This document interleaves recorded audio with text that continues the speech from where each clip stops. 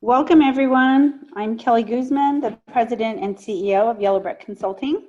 Thank you for attending today's webinar. It's wonderful to connect remotely with so many familiar names and faces, sort of. Also very nice to meet new colleagues. We appreciate you taking time to meet with us today. Today, our team of transition and activation planning experts has prepared a dynamic and timely presentation for you. We're excited to be hosting this webinar on how to successfully maintain project momentum in a remote landscape. During this pandemic, as we've all had to adjust to working in new ways with new tools and platforms such as Zoom, Team, GoToMeetings, I think you all know them. Today we'll be showcasing the Loma Linda University Medical Center Campus Transformation Project, and we're thrilled to have Allison Ong with us to share her experience. Together, we'll share lessons learned and best practices. We'll have some polling questions to get to know you and your interests. And then there's going to be time at the end for questions from panelists.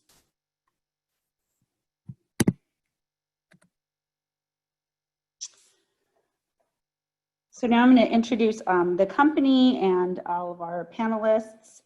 Yellow Brick Consulting is a Southern California-based healthcare consulting firm with a team of project managers that has vast experience in healthcare. We work throughout North America and offer services in operational design consulting, regulatory compliance, but the bulk of our work is with new facility transition activation planning that includes change management. Many of our team members have served as educators, administrators, and directors of transition and activation planning for our respective facilities. So we do understand the juggling and competing priorities of managing a new facility project while performing your regular day-to-day operations. We're passionate about what we do, and we're honored to be able to share our expertise and best practices with you. I've been in healthcare, the healthcare industry for over 30 years. My background is in clinical nursing. I've worked in healthcare administration and healthcare construction project management. I found my passion for transition and activation about 15 years ago when I was at UCLA, where I served as the director for transition planning, and I've been doing that ever since. At that time, there really wasn't much information about transition and activation. So earlier this year, our team published a book on transition and activation called Simplifying the Complex, which is there on the left. It's a guide to transition and activation planning for healthcare construction projects. It's available through Emerald Publishing, Amazon, and Barnes & Noble, so feel free to get a copy. We really do love what we do, and we're honored to be able to share our expertise and best practices with you today. So I'm going to have the team introduce themselves, and then Kathy is going to facilitate our webinar. Kathy. Great. Thanks, Kelly. Hi, as Kelly mentioned, I'm Kathy Stevenson. I'm the Director of Operations and Strategy and a Senior Project Manager here at Yellow Brick. My background is in nursing in a variety of roles for over the last 30 years, including a bedside nurse, manager, house supervisor, and disaster resource center manager. I met Kelly and the team I work with at Yellow Brick about 10 or 11 years ago when I was in charge of coordinating the patient move as the employee of a hospital I was working at into a new patient tower. And I enjoyed doing the work so much that I joined the team and have been doing transition and activation planning for about 10 years now. I've worked across North America in a variety of clients, including large academic facilities, some small community hospitals, and outpatient buildings. I think that helping plan for transition into a new space is a very exciting time at the facility, and I'm grateful I get to spend my workday helping guide teams through that process. And now I'd like to have Allie introduce herself. Good afternoon. My name is Allie Broders. I'm a project manager with Yellow Brick. I've been working in transition and activation planning for 10 years on a variety of different healthcare projects. And I'm very excited to share some of our new approaches with you all today. I'm going to hand it over to Christina to introduce herself. Hi everyone, my name is Christina Olividia and I'm a project manager here at Yellow Brick. I've worked in the healthcare industry for about 6 years now and have loved every single minute of it. Having transitioned from the hospitality industry, I find that the values and best practices I gained still resonate in the work I do today at Yellow Brick. Client relationships, trust, and quality are of the utmost importance in my role as a partner to my clients. I look forward to sharing with you how our team has tackled the change challenges this year as posed, and I'm going to hand it back over to Kathy. Great, thanks, Christina. And now I'd like to introduce Allison Ong from Loma University. She is the Executive Director of the Campus Transformation Project Transition Plan and Patient Placement Services at Loma University Medical Center. And Allison, why don't you tell us a little bit more about yourself? Thanks, Kathy. Yeah, so I started with my career working as a nurse in our ICU here at Loma Linda and transitioned into a leadership role through a nurse leadership residency that was offered here at the medical center. From there, I became part of the patient placement team, which was the best prep course for my role in transition planning.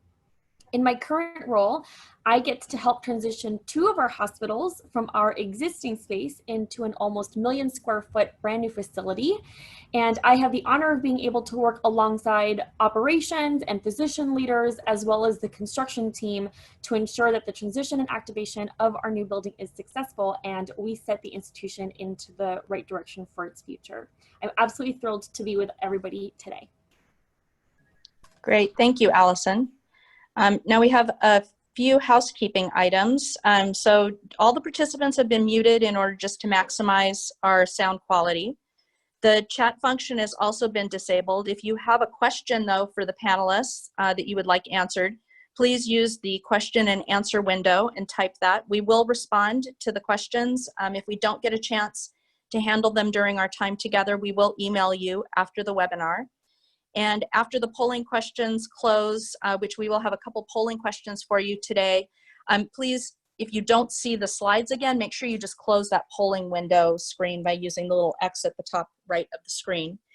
And then an on-demand version of the webinar will be available approximately 30 minutes after the webinar, and you'll receive that via a link.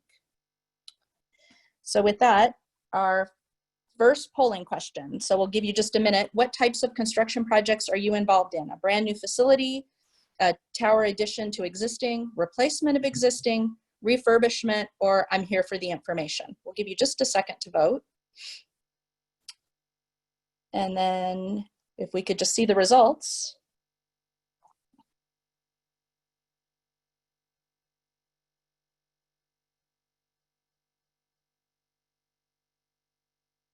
So it looks like it spread pretty much all the way across with a lot of you here for the information, and we're very glad to have you here.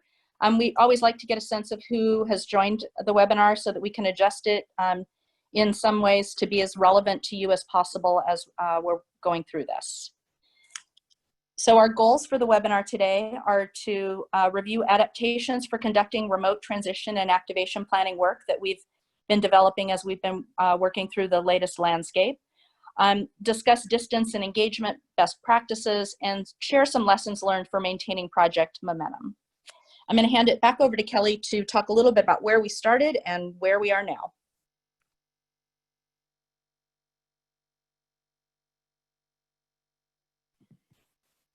Thank you, Kathy.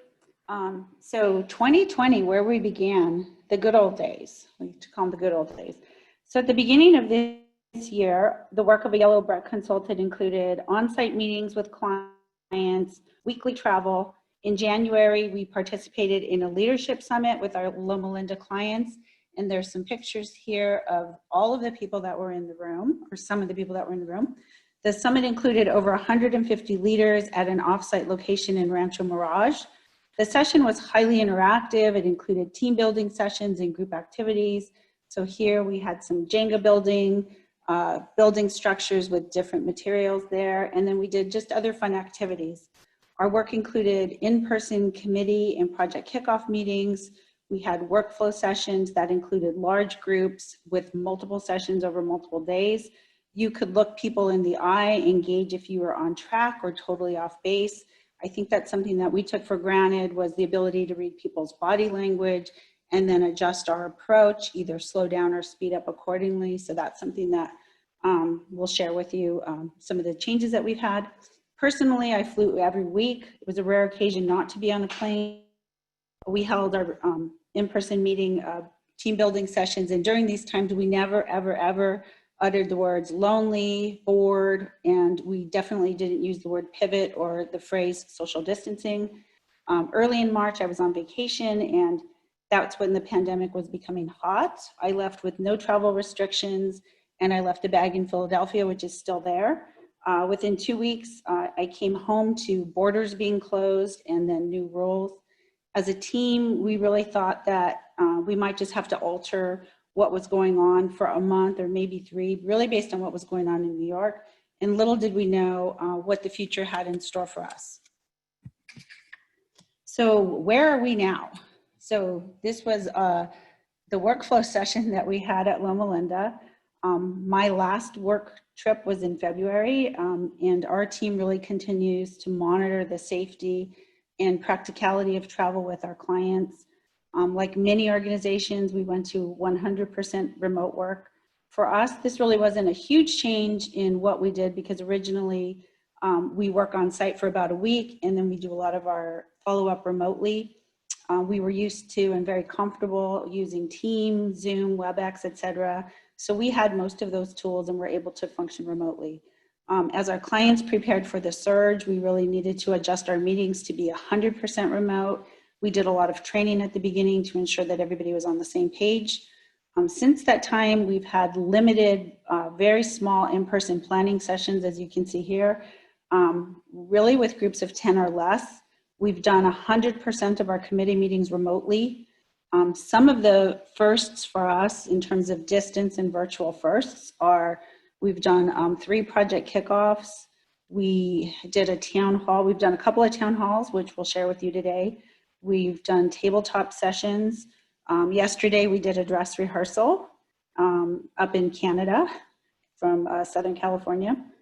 Today, this morning, we did a champion kickoff with Loma Linda, and so we can share some of those lessons learned today and best practices. We did orientation and training development, and the one thing that was the most difficult to do remotely, but we did modify our approach, was move. So we've done one move, and again, it was much smaller and limited in terms of how we had to approach that. So today, really what we want to do is share with you some of the changes and what we've done to pivot. In general, I would say that there's a lot more planning, training, clarifying, and really communication is the key to success. We really don't have the luxury of looking people in the eye and adjusting to their reactions.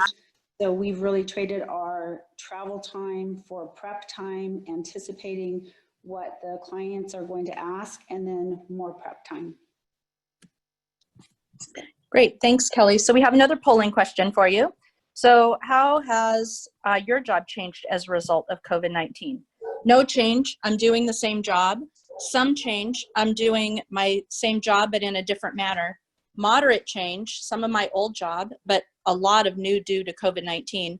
Or significant change, either not working or have completely shifted to do new work to support my organization. So we'll give you just a minute to make your choice, and then we'll share the results.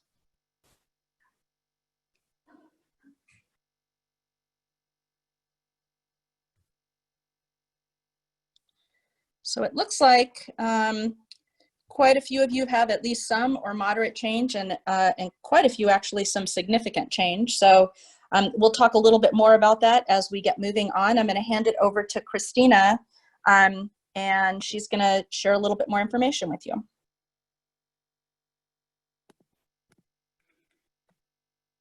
Thank you, Kathy. I think there is zero argument that this year has taken all of us on a roller coaster of change, both in our professional lives and our personal lives.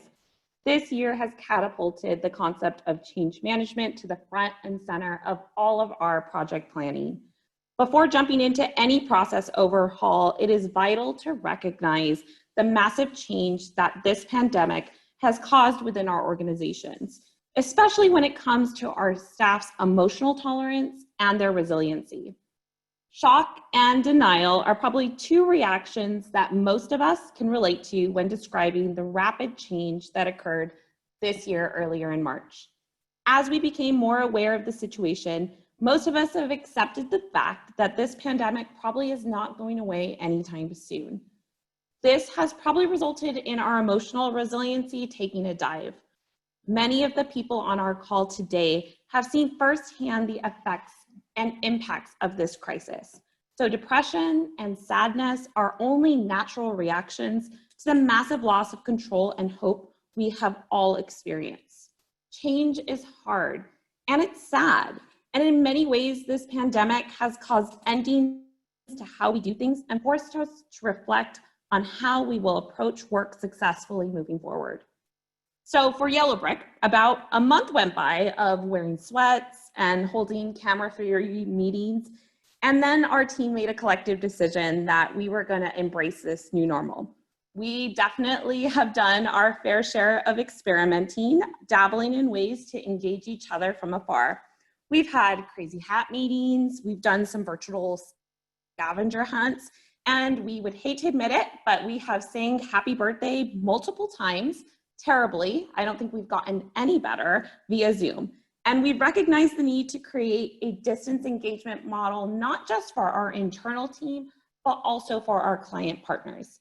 Connection with our clients is required for us to maintain momentum on our projects and also remain competitive as a business. Our standard business model supports accomplishing our work both on-site with our client partners and off-site within our home offices. For the purposes of this session, we are only going to be focusing on 3 buckets of work that we have developed distance engagement models for, and those are our committee management, our workflow planning, and our town hall sessions. I'm going to take the time to go over on our next slide how we traditionally have approached our project work. And then Allie Broders from our team, in a couple slides from now, is going to share with you our new distance engagement models that we've developed for those 3 specific scopes of work that I just mentioned. So how do we typically approach our normal day-to-day work? Beginning with committees, each month we usually meet with teams from our impacted departments within the facility to review our task list. The task list is our to-do list for the project and drives the agenda for our meetings. The committee meetings are working sessions that range in membership from we usually also have about 2 to 4 members from our Yellow Brick team to support them. The resources we need to run a successful meeting are first and foremost a space to meet, so a meeting space, and then printed materials such as our communication tools, and then we also have electronic materials like the task list and the meeting agenda. In addition, we need a computer, a projector, and a conference line for those people that weren't unable to make the meetings in the past. Moving on to workflow. Our workflow sessions are typically larger work groups consisting of stakeholders who are either impacted by the topic being discussed or subject matter experts within the facility or within our team that provide knowledge to the discussion. These sessions are focused on reviewing new and different operational plans and can range in topics from anything from passive travel, facility access, our patient flow, our medication management, just to name a few of the topics that we usually cover. Each work group consists of about 25 people, but can be smaller or larger depending on the size of the organization and also the complexity of the topic. Our team usually has about 4 to 6 members on site to also help with facilitation and coordination of the events. The resources required for these sessions are not that different from that of the committees, with the caveat being that we usually need a larger meeting space for the morning session. We usually have like a kickoff session in the morning, and then require some smaller planning work group rooms so that we can separate off in the afternoon. Lastly, Town Hall is a forum that we use to present project information to facility stakeholders. These sessions typically occur multiple times throughout our project life cycle and are used to focus on phase-specific information that our stakeholders need to be successful. For our standard facility projects, attendance can range from anywhere from about 150 to 200 people. So this event requires a large meeting space and usually has multiple presenters from both the organization and Yellow Brick. So you can see how our standard approach really is not conducive to the age of social distancing and small group meetings. In order to maintain the level of quality our clients have grown accustomed to and also attract new clients, we had to do some internal operational planning. The first step to any process improvement strategy is to get on the same page about how what and how we do our standard approach of work. Once we were all in agreement as a team, we then created some internal work groups who were tasked at developing adaptations for all our scopes of work that could then be used in multiple settings depending on both the organizational requirements and the local jurisdictions. It was basically contingency planning for all the contingency plans we already had, which really required us to think outside the box and deliver approaches to work that could then be adopted to any of our current projects and any future projects that we would be kicking off. In the next few slides, Allie is going to share the outputs of those internal work groups, but I wanted to take a brief moment to really note how this exercise has really solidified Yellowbrick's commitment to having a plan A, B, C, and probably even D in today's circumstances. Having contingency plans that not only address the tactical side of our work, but also that interpersonal side that so many of us probably took for granted prior to this situation, allows us to maintain our relationships with our client partners and drive project success. I'm going to hand it over to Kathy, and we're going to do another polling question. Great, thanks, Christina. So our next polling question is, how much of your work is done remotely? 100%, 75%, 50%, 25%, or 0%? I'll give you just a second to answer.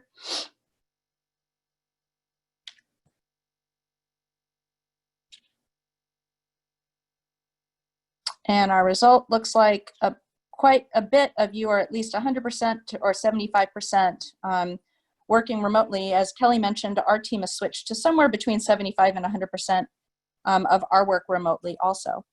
I'm going to hand this over to Allie, who's going to share our approach again to committees, workflows, and town halls in this new normal that we're living with.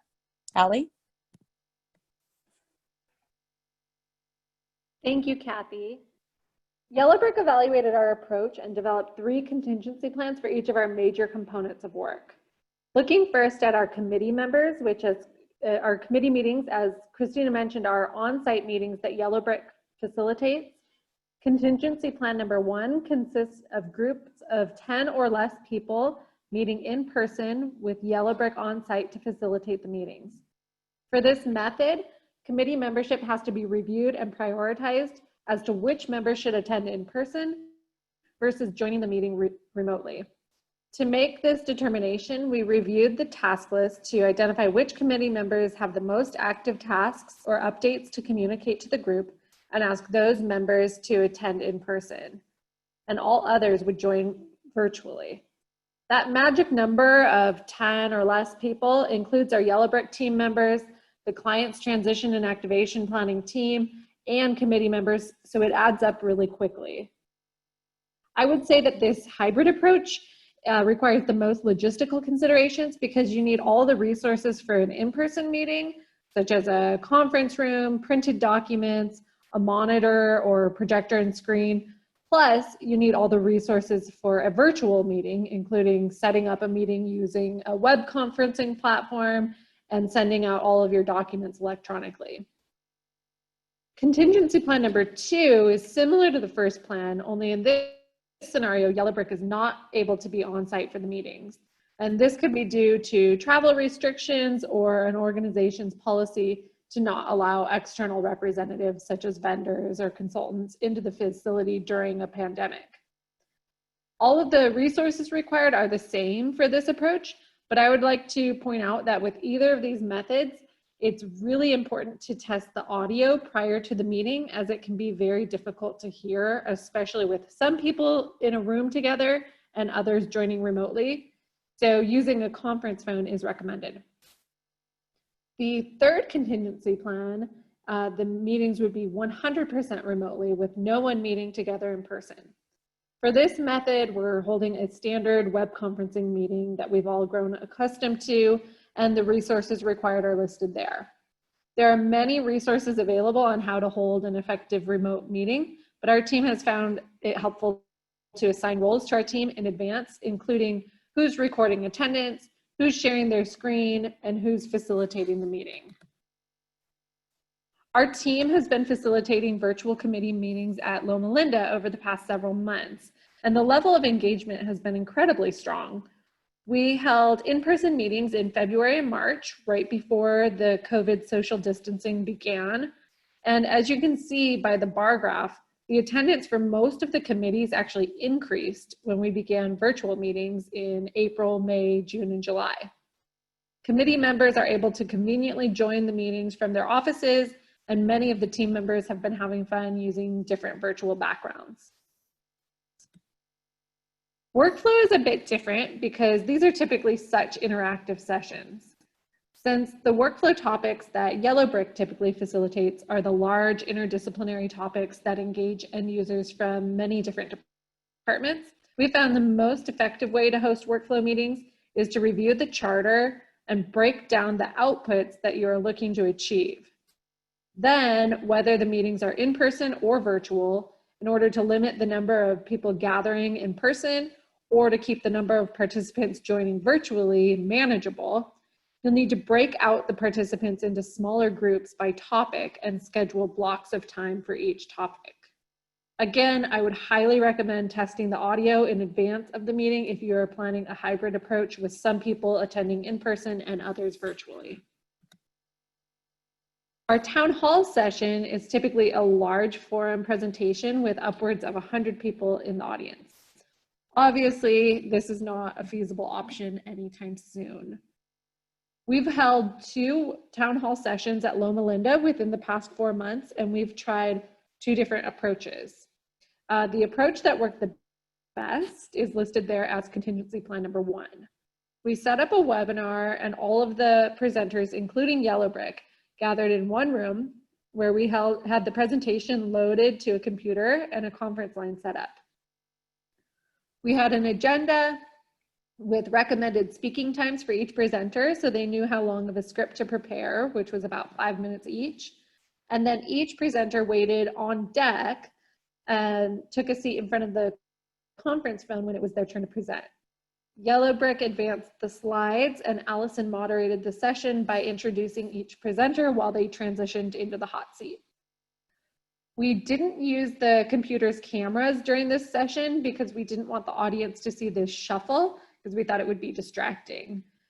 So attendees viewed the webinar remotely and the event was seamless. If presenters are unable to physically gather in one room, each presenter can log on to the webinar and present from a remote location, but we highly recommend a practice session to ensure that each presenter can log in and has the appropriate permissions to be able to speak and share their screen if they need to. The required resources for each of these methods are the same, with the exception of not needing a meeting space if it would be completely virtual. One great feature of a webinar is the ability to track attendance and to be able to record the session for anyone who's unable to view the live session. We've had the honor of working with Loma Linda for the past 1.5 years. So they've experienced our standard transition and activation planning approach, as well as our modified approach in the new world of COVID. And Loma Linda has done an exceptional job at adapting to this new world, even achieving their magnet designation for both their children's hospital and university hospital during these unprecedented times. I'd like to hand the presentation over to Allison Ong to provide us with an overview of Loma Linda's project and how they've maintained project momentum during these challenging times. So to say that this year has been a challenge would certainly be an understatement. I had for a very long time envisioned what this year would look and feel like, but admittedly, all of my expectations have been exceeded, but not in a positive way. Our project at Loma Linda is an almost 1 million square foot facility in San Bernardino, California. We are the only level 1 trauma hospital serving San Bernardino County plus 3 other surrounding counties. Our current building, which consists of circular units with semi-private beds, which is far less than ideal for our patient experience. So we're super excited that our new building has 100% private rooms. Our children's hospital will have 364 beds once the project is complete. we will be moving about 50% of our children's hospital, including our maternity services.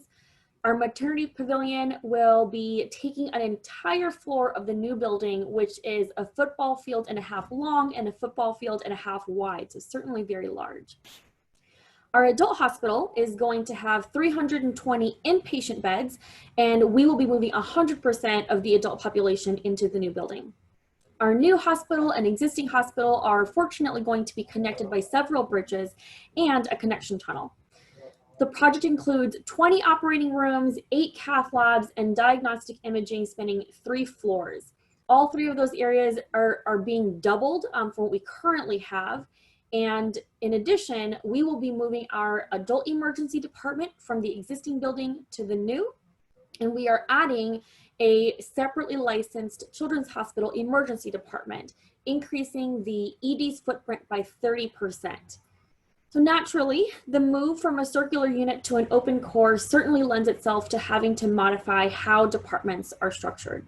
So amidst all this, we also have new departments such as the Children's ED, the Children's Hospital Cardiovascular Lab, the Adult Sterile Processing Department. So not only does this change in physical layout create concerns around the amount of time it takes to travel from one location to another, it also meant that we had to realign staff within our departments. I'm sure you can all imagine that anytime reorganization has to occur, there's a great deal of anxiety and fear, and COVID only amplified both the anxiety and the fear. So we're currently in the phase of the project where most major workflows have been discussed and finalized. I know you can't see me, but very much put quote, finalized in quotes, because one of the biggest challenges I've had on this project is that most people don't understand the magnitude of moving into 1 million square feet and moving an entire 2 hospitals into a new building. I have started to laugh at this, but I have people who are upset that they're moving and people who are upset that they're not moving. And then I have people who fluctuate between the 2 emotions. And because our move seems so far away, people fail to realize the necessity of making decisions and sticking to them as we are in the part of the project where we are creating education material. The other challenge with the project of this size and magnitude is how difficult it is to make changes. Whether it be a construction or a workflow change, the impact of any change is remarkably significant. COVID has severely impacted our institution financially. Prior to COVID, we were already trying to be very thoughtful about how we opened our operating rooms, our cardiovascular labs, as we have almost double of what we currently have. We're going to have twice the number of cath labs that we currently do, so how do you staff all of this? The other interesting twist to this project is that everyone's trying to call dibs and territory and plant flags in the old space. So while we're simultaneously trying to plan a move into the new building, we're also trying to plan for a long-term strategy of how to best utilize our existing space, which, to nobody's surprise, isn't always in alignment with every person's individual dream for their self-proclaimed territory. I'm sure, like many of you, we've had to suddenly realize how to go virtual. We've had some advantages of going virtual, such as decreased travel times required to go to meetings. Again, you guys can't see me, but I'm a 5'0", so it takes me very long to get from one place to another. And this has been a huge help for me, although I'm fairly certain that this is not good for pressure ulcers. But it was a rough start when we got started with COVID and understanding how to go virtual. Many people didn't really know how to use the virtual platform. We actually have all 3, Skype, Zoom, and Microsoft Teams. And the biggest disadvantage has been not being able to read people's body language. I know Kelly talked about this a little bit earlier. So while we are discussing topics where we know people are emotionally invested, that nonverbal communication is often louder than verbal. So we've started to ask people to keep their cameras on, even if they have to have a virtual background. On our next slide, I'll talk about how we've made momentum during these unprecedented times. So like I said, I will fully admit I did not anticipate the magnitude of the pandemic on its impact on the project. I will never forget back in February when we were still all in a room together, we were having our committee meeting, And I was irritated that people were going to a COVID meeting instead of the committee meeting. And I started to talk to my administration about it and said, hey, if this is going to happen, this is going to be a big issue into our project. But once we started to really see the impact and started to identify that there was a risk to the project or a potential risk, with the help of Yellow Brick, as Ali mentioned, there were contingency plans on contingency plans on contingency plans. So I suppose that in projects that involve construction, there's always risk. There's a risk that construction will be delayed. There's a risk that key stakeholders will change. There's always some sort of risk. So with that in mind, active risk management has been absolutely essential. Now, with the addition of the pandemic, that certainly adds another layer of complexity. Prior to COVID's arrival, I was already trying to manage people's anxieties, particularly around how much time transition planning required. So in February, when people were starting to leave, I sort of took it as they're just trying to find an excuse to not be part of this planning. And there were concerns around the distance necessary to travel in our new footprint, the need to move into the new building with no added FTEs. Suddenly, it was a full-blown pandemic that was here, and people were longing for the day that transition planning was the only thing that they had to add to their already full plate. So creating COVID plans as a hospital is obviously very important. Our county, San Bernardino County, has the highest number of COVID cases the second highest number of COVID cases in the state, and our system certainly has been impacted by that. So now we have to think about a reduction in resources as a risk. Many people who are critical to transition planning were also called to run the command center or manage their department. I coincidentally also still manage the patient flow department. So at one point I had to figure out how to prioritize CTP as a project and how to place patients. I was working with the teams to try to create and modify surge plans. How do we add beds to an already full hospital? How do we staff it? Our physicians, our nurses, ancillary, how do we do that? We were working with our IS teams to create disaster units and make sure that the infrastructure was ready to go should we need to activate any of our disaster plans. We thought about what other risks there were. Were there essential people that were not going to be able to give the project enough attention? Was administration suddenly too busy to provide the support that the project needed? What does this mean for construction? Is construction going to stop? Will the move date need to change? There has been a lot going on top of a year that was already scheduled to be very busy with the new hospital transition plan. So as part of a proactive response to managing risks, it is incredibly helpful for us where we had regularly scheduled team meetings. My team of project managers and I meet weekly to discuss risks and engagement levels to ensure that we can quickly address any concerns my team might have. Additionally, all of the concerns that my immediate team couldn't work through became discussed at a weekly meeting that we have with administration. So during this meeting, we have our CEO, COO, the administrators of each of our hospitals, our chief nursing officer and patient care director, our CFO, and our VP of construction present, where we are able to discuss all of the risks from the previous week and receive direction. I'm incredibly fortunate because our leaders have been incredibly engaged and throughout all of COVID have repeatedly said that we would keep pushing through for as long as we could and it would take more than a pandemic to stop us. So with that, everybody was energized and to have that engagement from administration to say, yes, I recognize that we have a pandemic. Yes, I recognize that we are being challenged financially, but CTP and our new hospital is a priority and we have to still open on time. So as Ali pointed out, we actually got our best attendance since the months after COVID, and we've also had incredible engagement from our leadership since COVID has began. So that's our story, and I'd like to pass this back to Yellow Brick.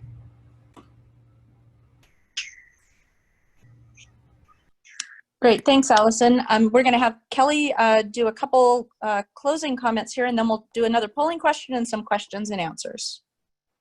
Thank you, Kathy. And thank you, Allison.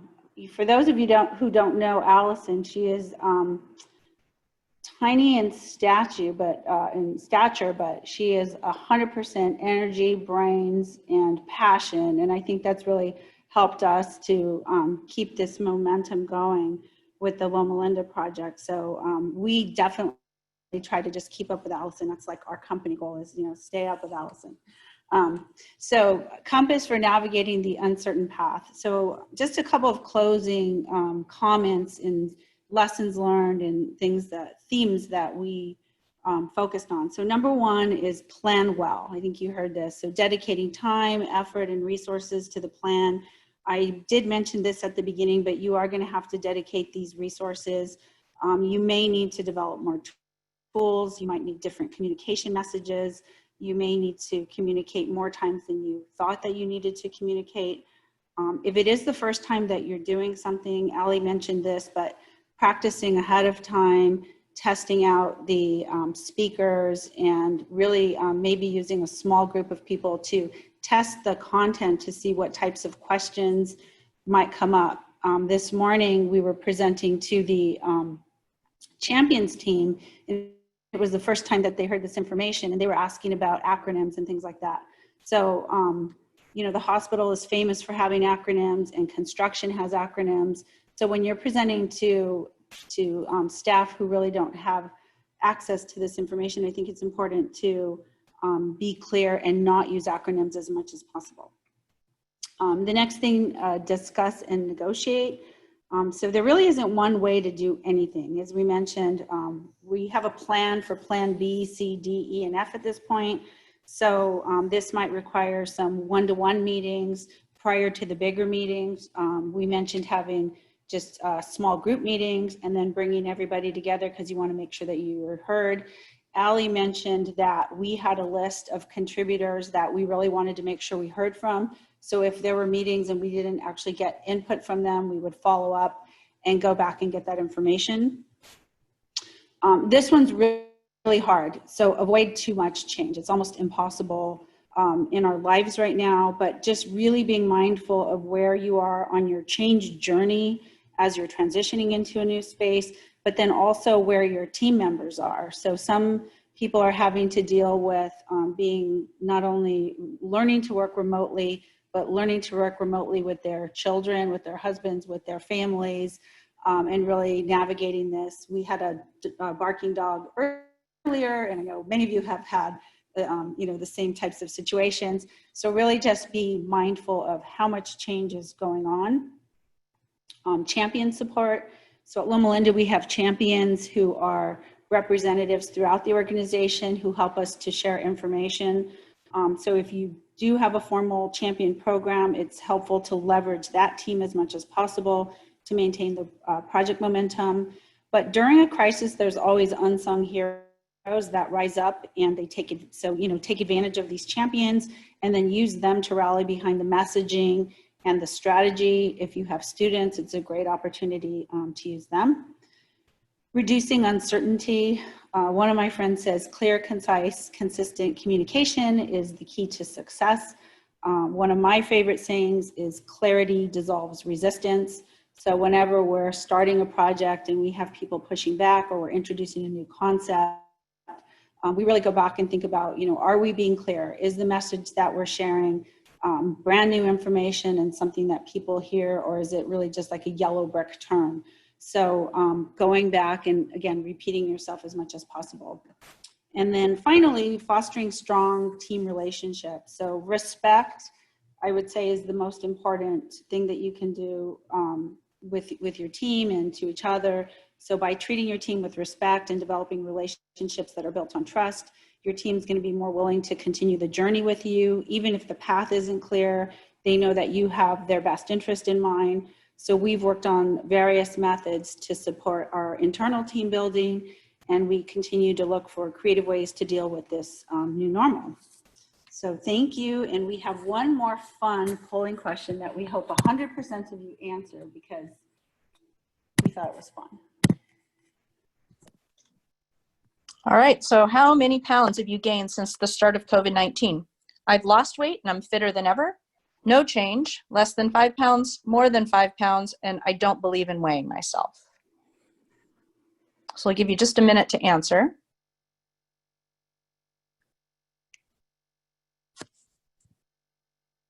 And I think we'll get the results here in just a second.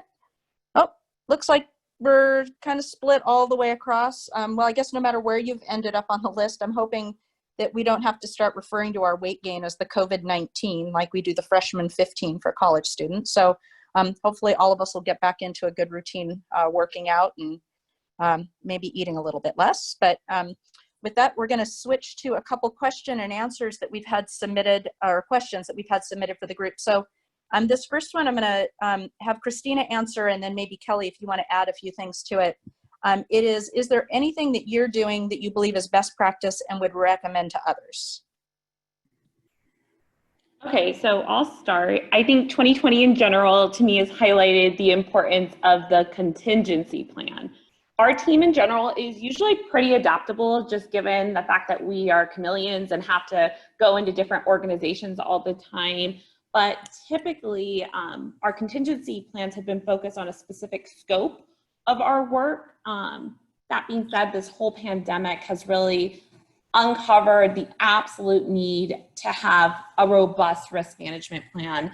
Allison really did a great job of summarizing the need for active risk management. We love the fact that they do weekly risk management meetings and have really great plans developed.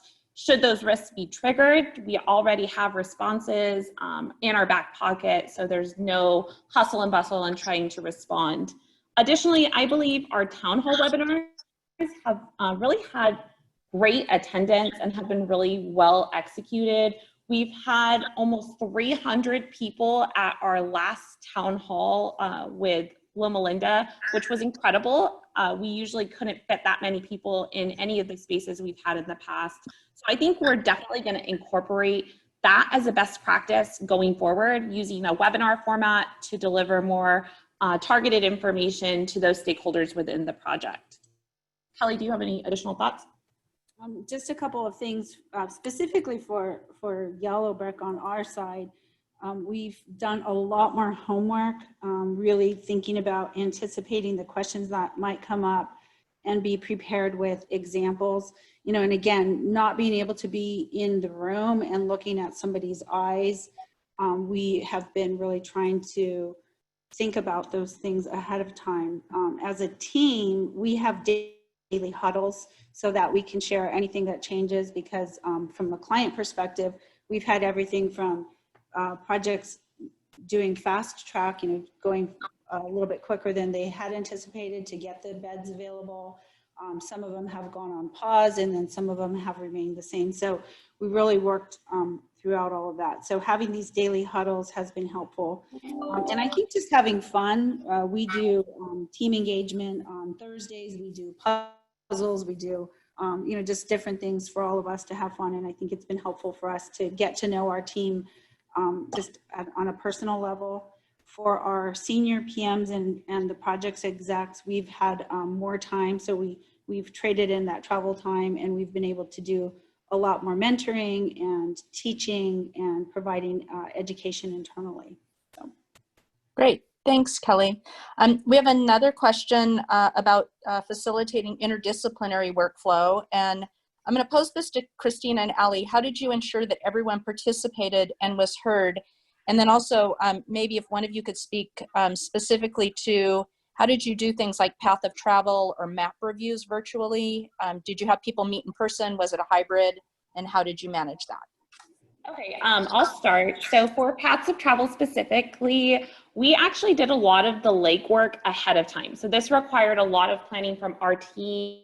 So a lot of pre-planning, meeting with our teams to review the paths of travel. We documented those ahead of time, so we came prepared for those specific sessions with the paths of travel already documented on those floor plans. So basically they were more validation sessions. So if you're going to do this, it really requires you to be ahead of the game and constantly be thinking ahead of your schedule.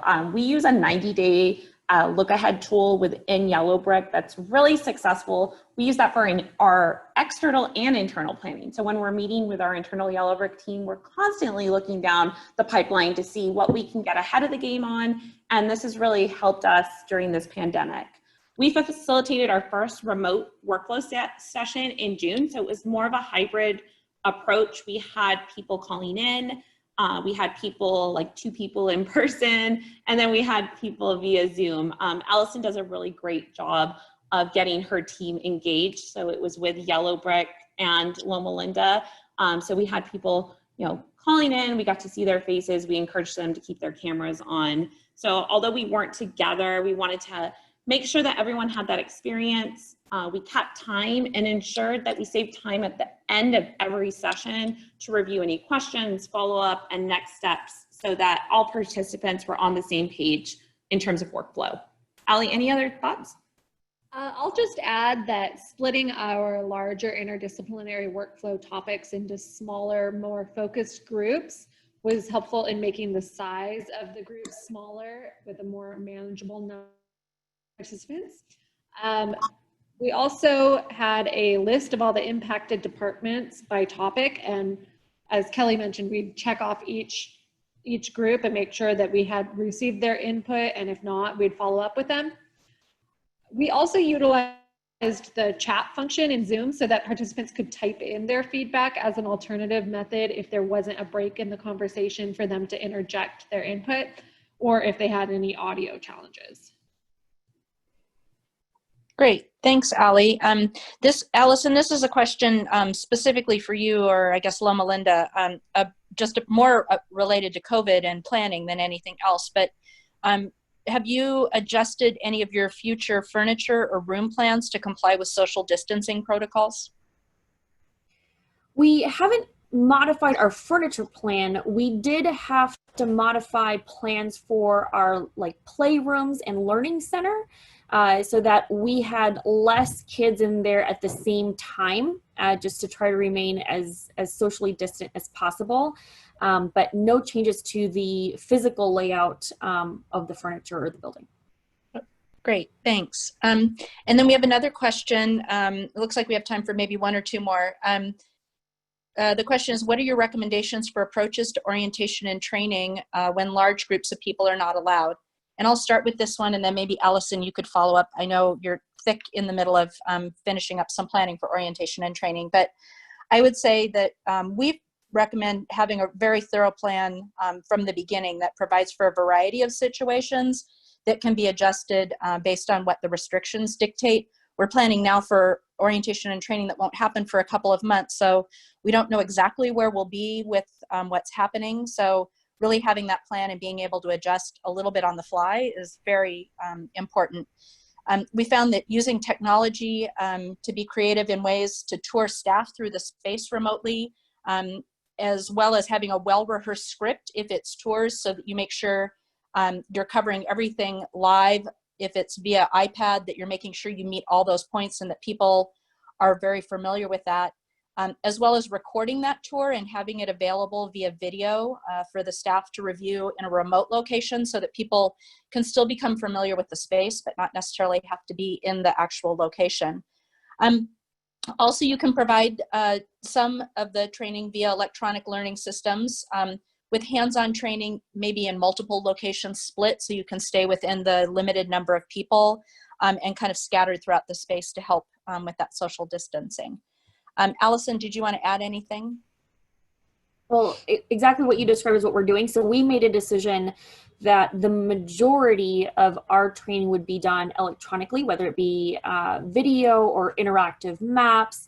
And then when we have to do the tours, so we've limited exactly what has to be done on site, and then to limit those groups to 10 or less. We're also going to be very strict with who can be in the building when. So you can't, even if you're somebody who has been signed off, you can't just go into the building whenever. So fortunately, Zoom is now an everyday part of life. So as on our project, we are planning to have most of our orientation training to be conducted via e-learning. And we're trying to do some 360 videos right now. So we're exploring that, sort of like When you are looking at a house and you're looking at a virtual tour of the house, you can do a 360 and see what the space looks like. Great, thanks, Allison. Well, it looks like that brings us to just about the close of our time. We thank everybody for your questions and for the team for the presentation. Just a reminder, a recording of the presentation will be available via a link that you'll receive about 30 minutes after this presentation, so you can go back to that. Also a reminder that in the presentation and also displayed on the screen right now is the contact information for Yellowbrick should you have any additional questions or would like any answers from our team. And again, thank you everybody for joining us today. And Kelly, did you have any closing words before we finish? No, thank you. It's so great to see so many familiar faces and people from past projects and current projects. So we wish you well in your journey and thank you for joining us.